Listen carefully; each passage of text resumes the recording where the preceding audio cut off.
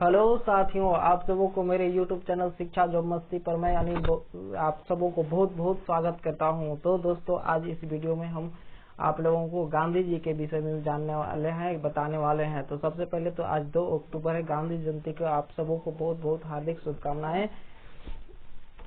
चलिए, आज इस वीडियो में हम आपको क्या क्या बताएंगे उसको सबसे पहले आपको एक संक्षिप्त रूप से बता देते हैं। इस वीडियो में हम गांधी जी का जन्म के विषय में जानेंगे, उनकी मृत्यु कब होती है इसके विषय में जानेंगे, उनके जन्म स्थान के विषय में जानेंगे, उनकी माता का नाम क्या था, उनका पिता का नाम क्या था, उनका बचपन कैसे गुजरा, उन्होंने शिक्षा कहाँ से प्राप्त की, क्या चीज उनका व्यवसाय था, उनके बच्चे कौन कौन थे, उन्होंने गांधी जी ने स्वतंत्रता आंदोलन में किस प्रकार से अपनी भूमिका निभाई इसके विषय में जानने वाले हैं। दक्षिण अफ्रीका में उनके कार्य के विषय में जानेंगे। ट्रेन से संबंधित जो घटनाएं हम लोग समझते सुनते हैं कि उन्हें जो है गांधी जी को ट्रेन से उतार दिया गया था, तो उसके विषय में हम लोग जानेंगे। इसके बाद और क्या जानेंगे, हेमचंद्र नारायण के विषय में इस वीडियो में आपको बताएंगे। इसके बाद सेठ अब्दुल्ला के विषय में जो है इस वीडियो में हम लोग जानेंगे। अंत में हम लोग जानेंगे कि गांधी जी को नाथूराम गोडसे ने क्यों गोली मारी। तो चलिए इस वीडियो को स्टार्ट करते हैं। सबसे पहले उनका जन्म 2 अक्टूबर 1869 ईस्वी को जो है पोरबंदर नामक गुजरात राज्य में हुआ था। उनकी जो पिता का नाम था करमचंद गांधी था और उनका महात्मा गांधी का पूरा नाम मोहनदास करमचंद गांधी था। तो उनकी माता का नाम पुतलीबाई थी और उनका जो शिक्षा है अपने 10th क्लास तक जो है पोरबंदर में ही अपने नजदीकी हाई स्कूल में हुआ। जब 10वीं क्लास उन्होंने 1887 में पास किया, 88 में, तो उन्होंने फिर बैरिस्टर बनने के लिए इंग्लैंड में गया। तो इंग्लैंड जाने से पहले जो है उनकी माता जो है 3 शपथ दिलाती है। सबसे पहले उनकी जो पढ़ाई लिखाई थी बहुत ही कमजोर थी। गांधी जी पढ़ने में बहुत कमजोर थे। एक मैंने कही कि साधारण स्टूडेंट के रूप में थे, वो बहुत ज्यादा तेज भी नहीं थे। तो वो जो है उनको और उनकी बचपन में एक और खराब थी आदत की मांस मछली जो है अधिक खाते थे वगैरह वगैरह। दारू सिगरेट का भी उनको लत था। तो इस चीज को देख करके जो है उनकी माता जो है वहाँ इंग्लैंड में जाने से रोक रही थी। जबकि उनकी माता के अगर विषय में बात करें तो जो है करमचंद गांधी की चौथी पत्नी के रूप में पुतलीबाई थी, उन्हीं से जो उनका जन्म हुआ था मोहनदास करमचंद गांधी का। लेकिन पुतलीबाई एक जो है बहुत ही धार्मिक व्यक्तित्व के व्यक्ति थे, वे हमेशा रामायण पाठ किया करती थी। इसके चलते जो है गांधी जी में राम भगवान के प्रति जो है बहुत अधिक जो है लगाव था और उनके प्रति समर्पण भी देखने के लिए मिलता है। उनके मार्ग का अनुसरण भी गांधी जी करते हैं, एक किसी से छिपा हुआ नहीं है। आगे इस वीडियो में हम लोग चर्चा करेंगे कि उन्होंने राम के अनुसरण किस प्रकार से किया। लेकिन अब जो है जब यहाँ पे जो माध्यमिक शिक्षा जब हाई स्कूल के पास कर लिए तो उन्होंने जो है इंग्लैंड में जाने के लिए जो है ताकि वहाँ पर बैरिस्टर का पढ़ाई करे, वकीला का पढ़ाई करे, तो इसके लिए घर से परमिशन की जरूरत था। लेकिन उसकी माता जो है रोक रही थी, उनके पिता का अब तक देहांत हो गया था। लेकिन 3 शपथ दिलाती है। शपथ दिलाने के बाद जो गांधी जी जाते हैं इंग्लैंड। क्या क्या शपथ दिलाती है कि वहाँ पे जाकर के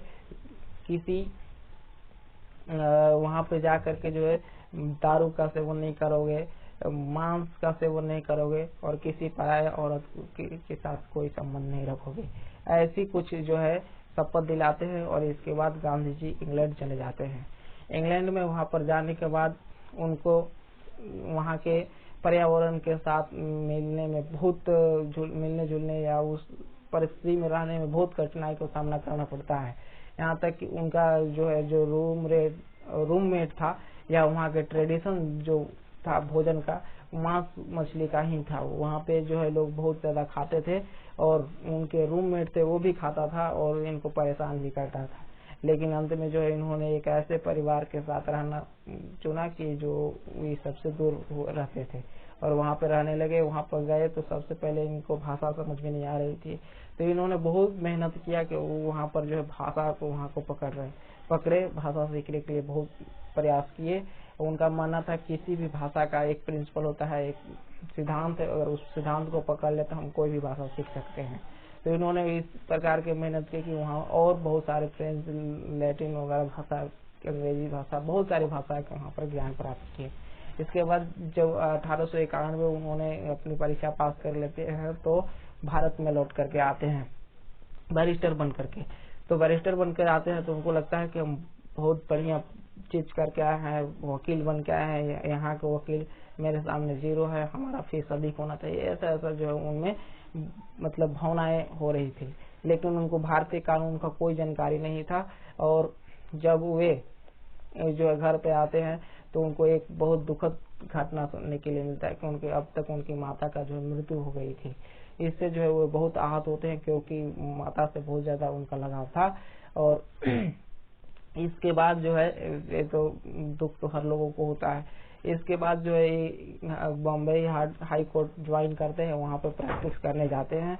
तो वहाँ पे देखते हैं कि जो है जब उनको एक केस दिया जाता है लड़ने के लिए, आर्गुमेंट करने के लिए, तो जब जज के सामने, मजिस्ट्रेट के सामने ये खड़ा होते हैं और आर्गुमेंट करते हैं तो इनको पैर थरथराने लगता है और इनके कंठ से एक भी जबान नहीं निकलता है, ऐसी स्थिति में हो जाता है। जिससे जो है उनका पूरा वकील वहाँ पे सब लोग जमा सभी लोग उनका मजाक उड़ाते हैं और जज यहाँ तक भी जज भी उनका मजाक उड़ाता है।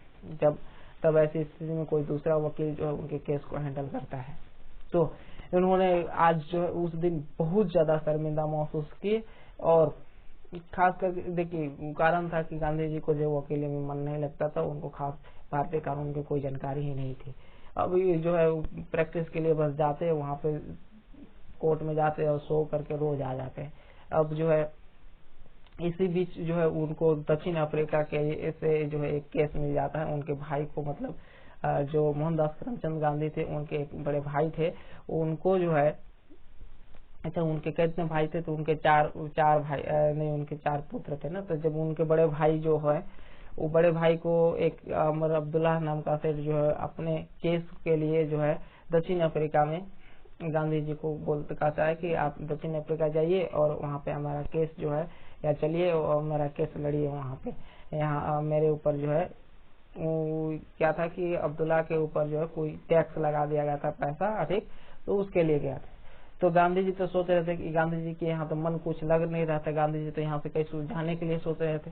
तो गांधी जी यहाँ से तुरंत जाने के लिए तैयार हो जाते हैं और दक्षिण अफ्रीका में जो है वहाँ पे जाते हैं। दक्षिण अफ्रीका में जैसे ही जाते हैं तो उनको जो है बहुत दुख पहुंचता है। किस चीज के कि वहाँ पे जो श्वेत लोग थे भारतीय लोगों से बहुत खीन होते थे, उनसे बहुत छुआछूत की भावना रखते थे और उनको नीच दर्जा के जीवन जीने पर मजबूर करते थे। और खास करके वहाँ के काले लोग थे, उसको भी देखिए रंग के आधार पर 3 प्रकार के मनुष्यों को वर्गीकरण उस समय हुआ करता था। एक श्वेत होते थे, एक अश्वेत लोग होते थे और एक ब्राउन लोग होते थे।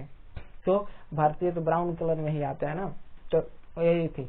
इसके बाद वहाँ पे पहुंचते हैं, जब केस लड़ने के लिए अदालत में जाना होता है तो वो अलग मतलब जहाँ थे वहाँ से कुछ दूर पर था।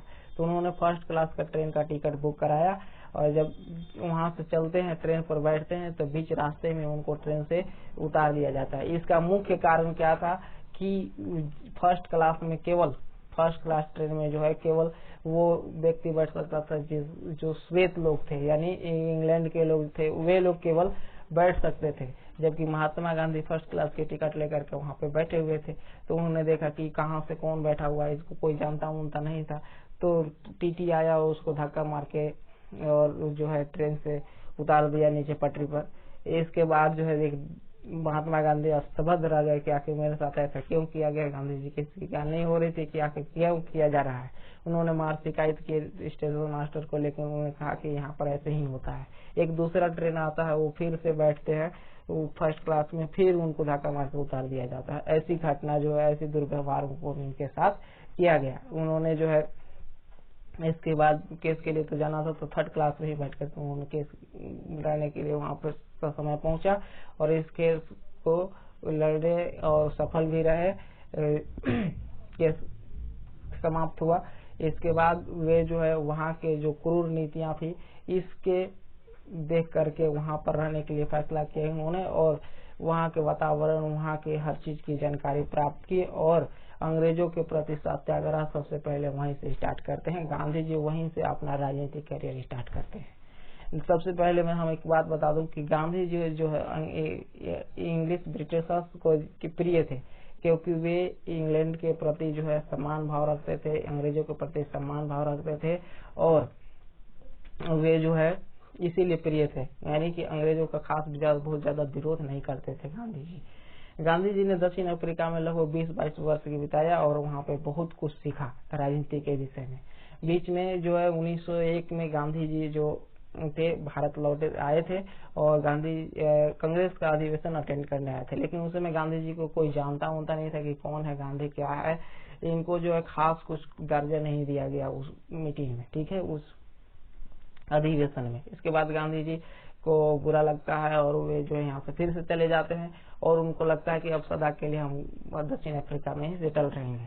लेकिन इतिहास का एक मोड़ और आता है कि गांधी जी 9 जनवरी 1915 में जो है भारत में लौटकर आ जाते हैं। अब जो है जब भारत लौट करके आ जाते हैं तो एक साल कुछ नहीं करते, एक साल बस घूमते फिरते हैं, यहाँ का माहौल देखते हैं। इसके बाद जो है 2 साल जो है एक लखनऊ अधिवेशन होता है, गांधी जी वहां पे जाते हैं 1916 में। वहां पे ही बिहार का एक किसान राजकुमार शुक्ला था जो नील के बटाईदार था, वे गांधी जी को बिहार में आने के लिए न्योता देता है, लेकिन गांधी जी टाल मटोल कर देते हैं कि ठीक है आएंगे अभी, लेकिन समय नहीं है, जब समय मिलेगा तो हम आएंगे। लेकिन जो है वहां से फिर जब जाते हैं तो कलकत्ता में राजकुमार शुक्ला फिर पहुंच जाते हैं उनके पीछे।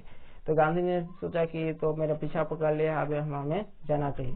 तो 1917 में गांधी जी जो बिहार में प्रवेश करते हैं, बिहार में आते हैं, पटना जंक्शन पर उतरते हैं और उनकी स्वागत में पूरे आसपास के लोग इकट्ठे हो जाते हैं। इसको देख करके अंग्रेज लोग जो वहाँ के अधिकारी थे सब बौखला जाते हैं और उनको पकड़ करके जो है मजिस्ट्रेट के सामने पेश किया जाता है।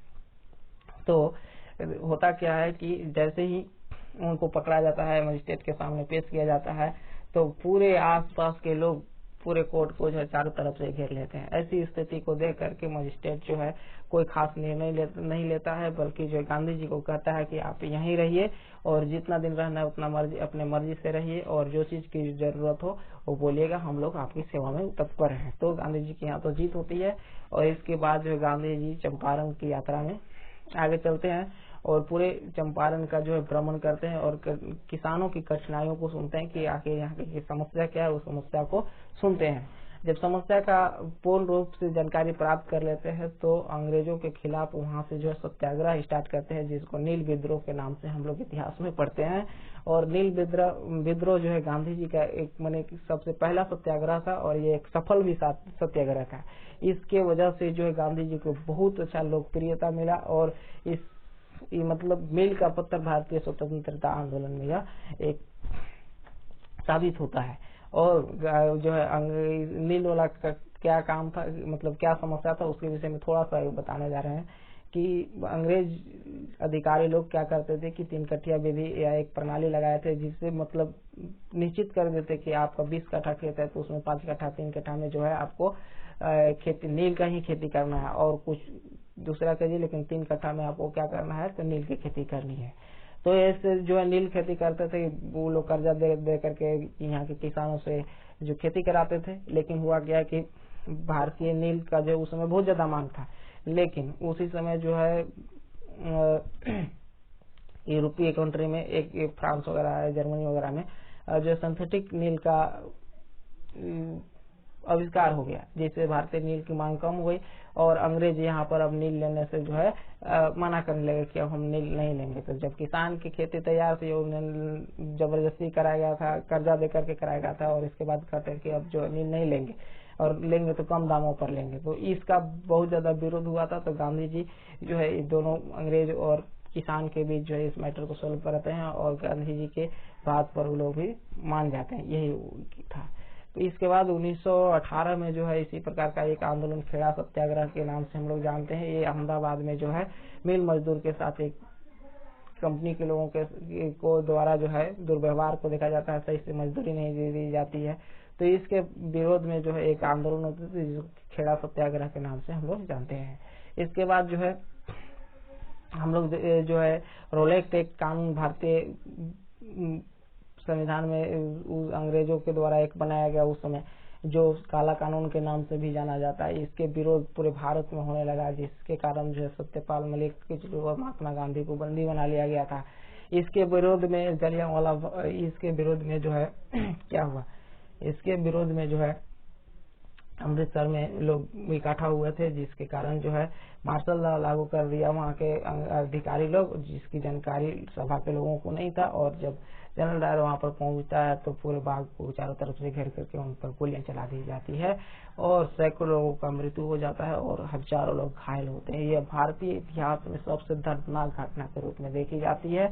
यह एक ऐसी क्रूर घटना थी जिसका कोई हद नहीं थी। अभी भी उस क्षेत्र वहां पर जाकर के लोगों को देख सकते हैं कि कैसी स्थितियां हो रही है, कल्पना कर सकते हैं। इसी के विरोध में जो असहयोग आंदोलन अभी स्टार्ट हो जाता है और इसमें जो है जितने भी विदेशी कपड़े होते हैं, जितने वस्तुएं होती है, जितनी उपाधियां होती है, सब लोग उसको त्याग करते हैं, अंत करते हैं, उसको जलाना, होली जलाने का काम करते हैं कपड़ों का।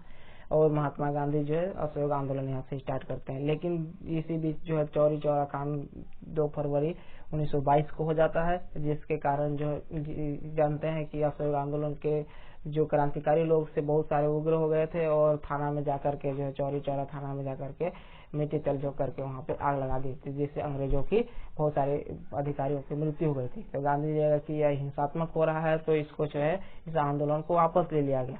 तो गांधी जी के इस फैसले से बहुत लोग नाराज भी हुए। उन लोगों को लगता था कि बहुत जल्द अब हमें स्वतंत्रता मिलने वाली, लेकिन गांधी जी ने असहयोग आंदोलन वापस लेकर के गोबर कर दी, ऐसे लोगों को मानना था। इसके बाद जो है इतिहास में बहुत सारी घटनाएं घटते रहती है, घटते जो है अब हम लोग गांधी जी की अगर विशेष बात कर रहे हैं, नहीं तो इसमें तो बहुत सारी इतिहास जुड़ी हुई है जिसको इस छोटा सा वीडियो में समझना मुश्किल है। तो 1930 जब आता है तो 1930 में होता क्या है कि जो भगत सिंह के विषय में हम लोग थोड़ा सा जानेंगे कि 5 मार्च को जो है लॉर्ड इरविन और गांधी के बीच समझौता होता है और इस समझौते में जो है महात्मा गांधी, भगत सिंह राजगुरु और एक और कोई साथ में थे, याद अभी थोड़ा सा क्लियर हो गया। तो वो 3 लोगों के जो है गिरफ्तारी हो गया था, उनको फांसी की सजा हुई थी। तो इस पर उन्होंने लॉर्ड इरविन को किसी प्रकार की कोई नहीं किया, कन्विंस नहीं किया। नहीं तो लोगों को मानना था कि 23 मार्च 1930 को जो राजगुरु, भगत सिंह और सुखदेव को जो फांसी हुई थी टल जाता। तो गांधी जी ने इस पर कोई लॉर्ड इरविन के साथ मांग नहीं रखा, न कोई वैसी बहस की, ऐसे लोगों को मानना है। जब 1931 में जो अधिवेशन होता है, कांग्रेस का अधिवेशन होता है, तो इसमें गांधी जी को क्या दिखाया जाता है, गांधी जी को जो है इसमें काले झंडे दिखाई जाती है। और नमक सत्याग्रह की घटना 1930 में हुई थी, 6 अप्रैल 1930 को। तो इसके विषय में भी गांधी जी नेतृत्व इसका किए थे। अब जो है बहुत सारी घटनाएं हैं, लेकिन गांधी जी के पर्पज से हम लोग देख रहे हैं। तो गांधी जी फिर 1942 में जो है भारत छोड़ो आंदोलन का आगाज करते हैं और यह एक ऐसा आंदोलन था जो पूरे भारत में फैल गया और इसमें हजारों लाखों लोग इसमें शामिल हुए, जिससे जो है हजारों लाखों लोगों को जेल में भी डाला गया और क्रूर नीतियों के द्वारा जो है अंग्रेजों के द्वारा इसे दमन करने की कोशिश की गई, लेकिन इसका परिणाम जो है सफल ही रहा एक प्रकार से। इसी के दबाव में आकर अंग्रेजों ने जो है भारतीय स्वतंत्रता कानून पारित किया और भारत को स्वतंत्रता करने के लिए उन्होंने ब्रिटिश संसद में जो है कानून बनाया। लेकिन उनका जो आजादी का जो समय था उससे पहले ही भारत आजाद हो जाता है। भारत के आजाद के लिए बहुत सारे हजारों लाखों लोग जो है अपनी कुर्बानियां दिए।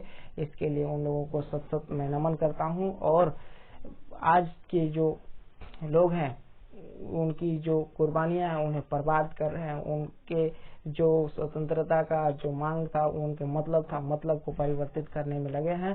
तो हम उनसे भी गुजारिश करेंगे कि सभी लोग जो है भारत की स्वतंत्रता के जिस मूल्य पर प्राप्ति की गई थी उस मूल्य को अभी भी जाने और समझे और उनके जो आकांक्षाएं थी उस आकांक्षा पर खरे उतरे। इसके बाद जो है 30 जनवरी 1948 का एक खौफनाक मंजर आता है जिसमें जो प्रार्थना सभा होती है उसमें गांधी जी आते हैं और नाथूराम गोडसे आता है और गांधी जी को जो गोली मार करके हत्या कर देता है। इसका लोग कारण बताते हैं कि इसका मुख्य 2 कारण थे।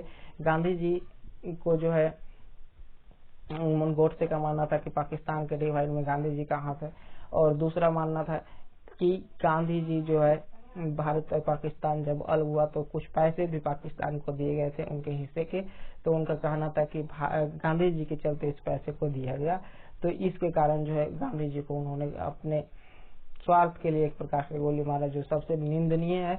नाथूराम गोडसे को ऐसा नहीं करना चाहिए था और यह कलंक है भारत के इतिहास पर कि खुद अपना व्यक्ति अपने को जो है हत्या कर देता है। और आज मतलब ऐसे व्यक्ति है, लोग बहुत सारे उसके सपोर्ट में भी हैं, लेकिन नहीं होना चाहिए। गांधी जी के जो लोग नहीं समझ पाते हैं, जो गोडसे का सम्मान करते हैं, लेकिन ऐसा कुछ नहीं है। गांधी जी को जिस दिन जिसको समझ में आ जाएगा उस दिन जो है समझेगा कि गोडसे कितना भारी गलत काम किया।